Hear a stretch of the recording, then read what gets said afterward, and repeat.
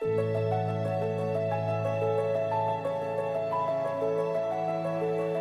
had heard the stories. The blind could see, the lame could walk, the dead had been raised. And now he was coming to Jerusalem, not on a war horse, but on a donkey, just as it was written.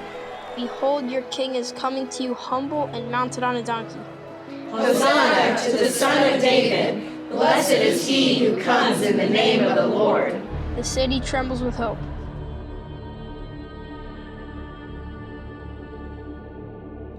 The temple was meant to be a sacred place, a place for worship, a place where people could draw near to God. But what he finds isn't prayer. It's profit, it's noise, it's corruption. It is written, my house shall be called a house of prayer, but you make it a den of robbers. Tables flip, coins scatter.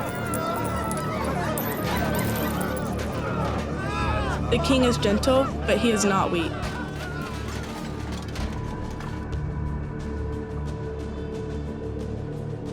Jesus began teaching the people. Crowds gathered around him. Some came to listen, some came to learn, and some came looking for a way to stop him. The leaders are threatened. By what authority are you doing these things?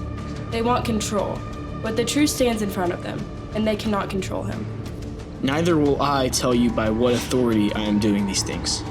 Their anger grew strong, and from that moment on, they began looking for a way to arrest him. In a quiet home, a woman kneels. She breaks open something precious. Expensive perfume pours over his head. The room fills with fragrance. She has done a beautiful thing to me. She has anointed my body beforehand for burial. Burial. He knows what is coming. Then one of the 12, not a stranger, not an enemy, one of the 12 went to the chief priest. What will you give me if I deliver him to you? 30 pieces of silver, the price of betrayal. The sound of metal echoes.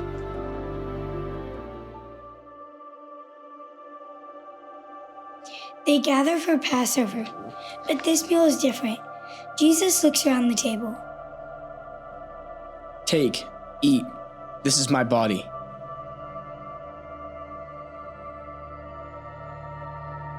This is my blood of the covenant, poured out for many for the forgiveness of sins.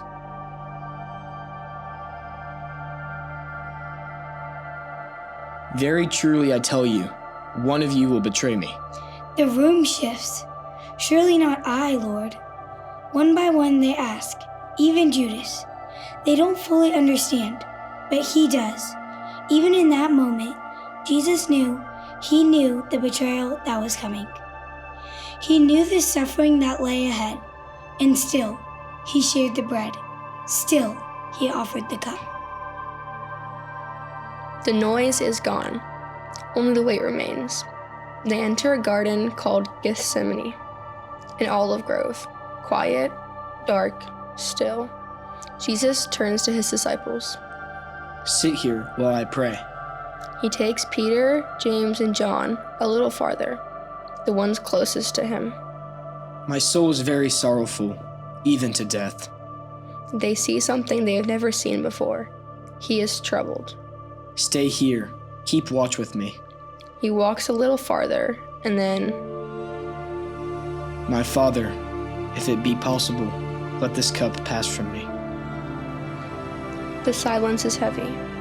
Nevertheless, not as I will, but as you will. He rises and returns to his friends. But they are asleep. And in that moment, he stands alone. Alone in surrender. Alone in obedience. In the distance, light begins to flicker. Torches, voices, they are coming for him. One of the 12 leads the way, not a Roman soldier, a disciple, someone who had walked beside him for 3 years, someone who had heard every teaching, shared every meal. He had given them a sign. The one I kiss is the man. A greeting of friendship, a gesture of loyalty, turned into a signal for betrayal. Judas, would you betray the Son of Man with a kiss? Soldiers step forward. Hands seize him. Chains bind his wrists. The disciples scatter into the darkness. Peter follows, but only from a distance. Inside, Jesus stands accused. Outside, Peter stands by a fire. Voices question him. You are one of them. I am not. Another voice. You were with him. I do not know the man. A third time. Accusation, fear, denial.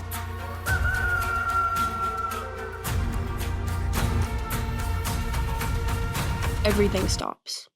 Peter remembers. Before the rooster crows, you will deny me 3 times. 2 disciples, 2 choices. One betrays with a kiss, one denies with his words.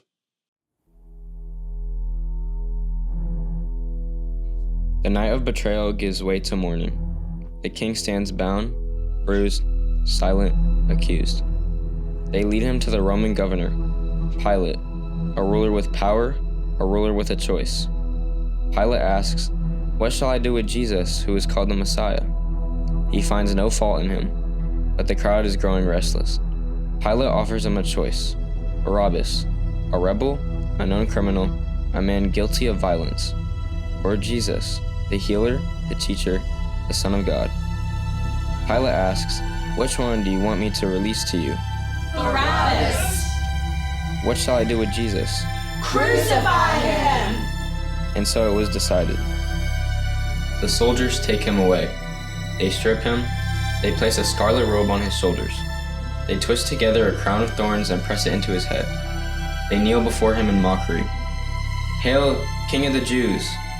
They strike him, they spit on him, they laugh.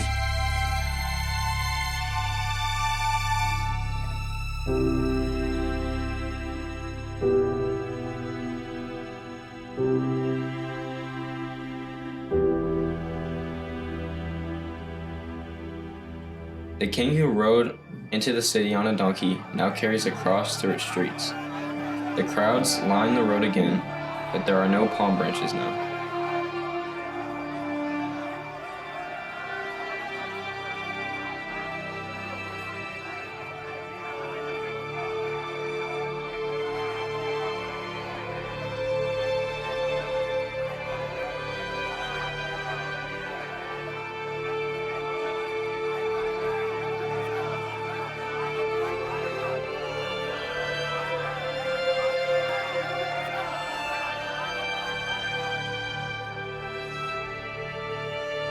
They lift him between heaven and earth. Father, forgive them, for they know not what they do. Hours pass. The sky grows dark. And from the cross, It is finished.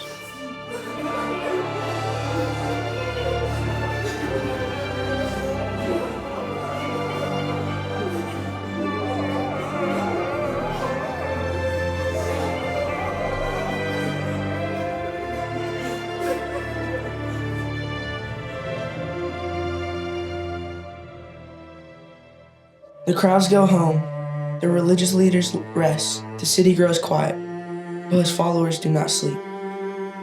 This was not how it was supposed to end. He said he would rise. He said he was the resurrection. But now, there's only a sealed tomb. The space between promise and fulfillment, the silence between it is finished and he is risen. Hope feels buried. Faith feels fragile. Heaven seems quiet, and all of creations wait. Early in the morning, while it was still dark, they come to the tomb. They ask, "Who will roll the stone away?" But the stone is not where it was. There is no body, only folded linen. "Why do you seek the living among the dead? He is not here. He has risen." The cross was not the end. It was the victory. He is risen.